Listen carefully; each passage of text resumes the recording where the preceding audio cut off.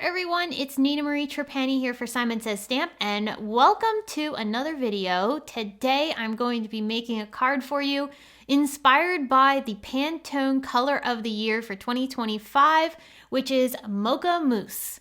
It's such a rich, beautiful chocolate brown, and I thought that would be a perfect color to use to create a birthday cake. So I did add some bright colors to go along with the chocolate mousse, but I do feature a lot of brown throughout the project, including on the cake for the icing and the sentiment. So let's dive on in and see the products. I'm going to be using our big birthday cake stencil set. This is a layering stencil collection that allows you to create this really fun birthday cake. It fills an A2 card beautifully, also fits nice on a 5x7. I'm going to also use the coordinating dies to cut the image out. This way I can pop it up onto my project.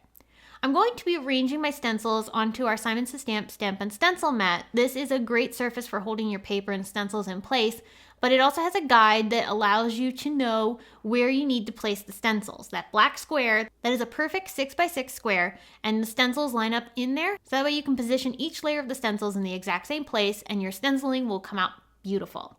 Now pay attention to the stencils. We include etching on the bottom, so that way you know which is the front side of the stencil. This is important because we are going to use the coordinating dies, so we need to make sure everything lines up perfectly. I'm going to start first by taking our Simon Says Stamp Mocha ink. This is perfect for simulating the Mocha Mousse color, and I'm going to use that to color in the icing for my stencils. So I'm using a large blending brush to help me apply the ink through the stencil. These are fairly large areas, so a large brush works really nice for covering smoothly. Now I also need to color in the candle wicks. There are 2 layers for the icing and the candle wicks, which we'll get to in a second. But this first layer is a light yellow, and that's Sunbeam. I'm going to bring in another layer now, and this is to form the base of the cake plus the candlesticks. So for this, I'm going to use Latte to color in the base of the cakes. This is going to give me a little bit of a vanilla look, soft brown. And I'm using, again, that large blending brush to apply the ink because this is also a large area. I did switch to a smaller blending brush to color in the candlesticks, and for that I used Peachy. Next up, we're going to add some shading. So I'm going to bring in the shading for the cake base. I'm going to use Latte again, and I'm just going to use a little bit of a heavier hand to apply some darker color of that same Latte color on top of the cake. So this will create just a soft shading underneath the icing, which looks really cool, and it makes the cake look dimensional. We're doing the same thing for the icing itself, bringing in the mocha color, and I'm going to color in those areas that add the shading to the icing. Next, I need to add a little bit of darker color to the candle wicks, and for that I'm using Citrine. It's a nice dark yellow color. And we're going to bring in our last layer of the stencils now and use that only to apply some teal ink to the plate. I'm not going to add any sprinkles with this stencil. I'm actually going to use some embellishment sprinkles to add some embellishment to the cake. So we're going to skip the sprinkle portion of the stencil, peel this off, and that reveals our super cute cake. We're going to bend the mat in half so that way we can go ahead and pop the paper off of the mat. And now it's time to bring in the coordinating dies. These coordinating dies line up beautifully with the stencils, so you get to die cut your cake. There are also other parts of this die set that allow you to cut out the individual portions of the cake, such as the icing or the candles. But I'm just going to use the outline layer today. I ran that through my die cut machine, and that's going to give me this really fun die cut. You could turn this into a shaped card. It fits beautifully on an A2 card, but we're going to actually create a 5x7 today. I wanted to use some embellishment sprinkles, so this will have some dimension off of the cake. So for this, I'm going to use some Simon Says Stamp Craft Tacky Glue, and I applied that across both layers of my cake. Then I'm going to bring in my little sprinkles. These happen to be Funfetti sprinkles from Pretty Pink Posh.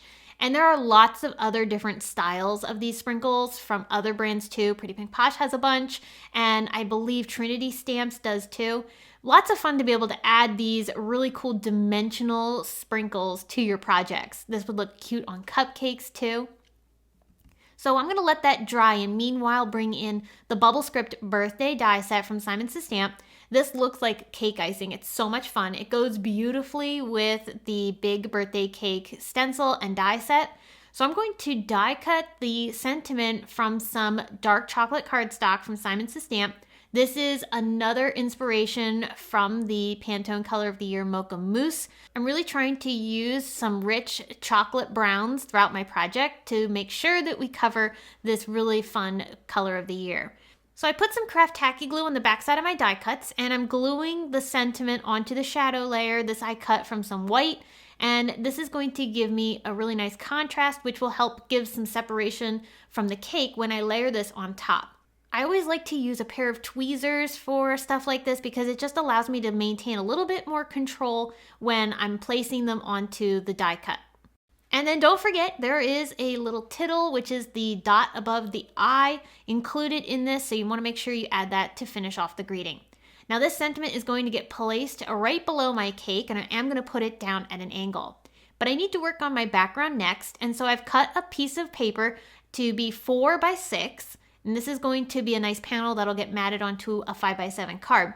I'm using our Simon Says Stamp Mix and Match Circle stencil set to create a beautiful little background behind my cake.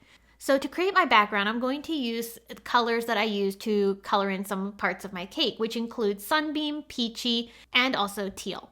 So these colors are going to look really pretty as the backdrop for my cake. I am going to make this a tone-on-tone background, which means basically you apply some color onto your project with a stencil, and then you go back over top those same stenciled areas with the same color of ink to soften the paper.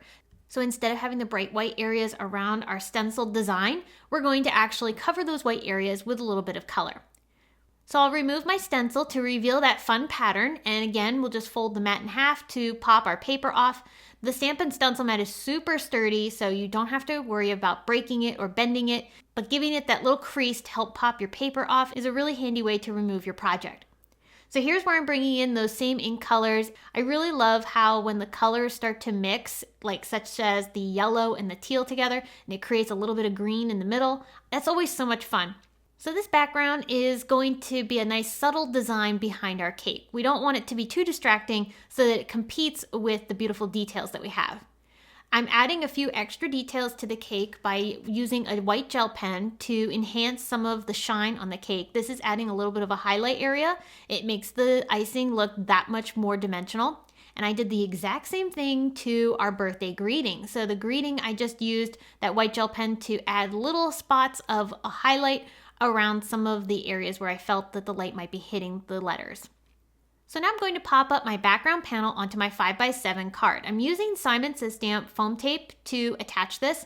This is a large panel, so I do want to make sure that I have quite a few strips of foam tape on the back side, so that way it has a nice lift. We don't want to have too many large gaps of foam tape because then that way you might have some sagging in the middle, let's say.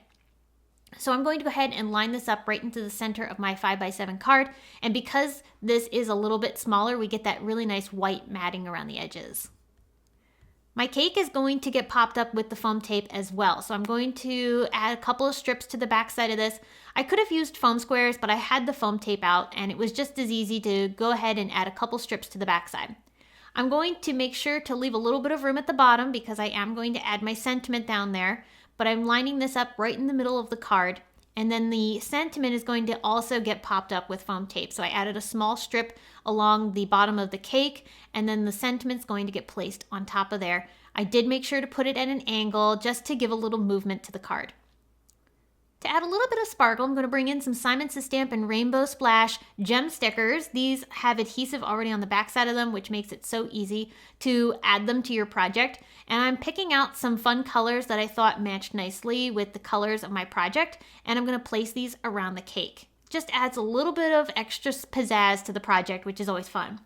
To help me place these, I am using my Simon Says Stamp Place and Pierce tool. I'm using the pokey end to be able to lift those gems off of the sheet and then onto my card. The last bit of embellishing that I did was a little bit of sparkle to the candle wicks. I'm using some Stickles. It's one of my absolute favorite glitter glues, and it adds just a beautiful little shine to those candles to make them look like they're sparkling.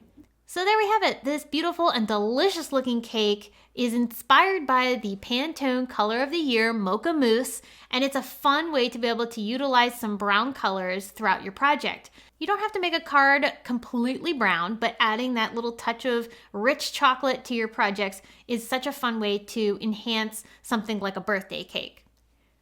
I hope you were inspired by this project. Using many of our Simon Says Stamp exclusive products, you can find all of the products that I used today down in the video description as well as on the blog, so be sure to check that out.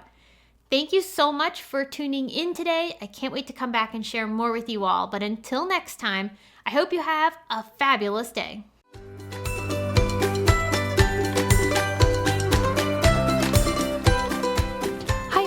I'm Heidi, Simon's mama and founder at simonsaysstamp.com. Thank you so much for watching our video. If you like what you just saw, be sure to press the thumbs up and subscribe to see more great content.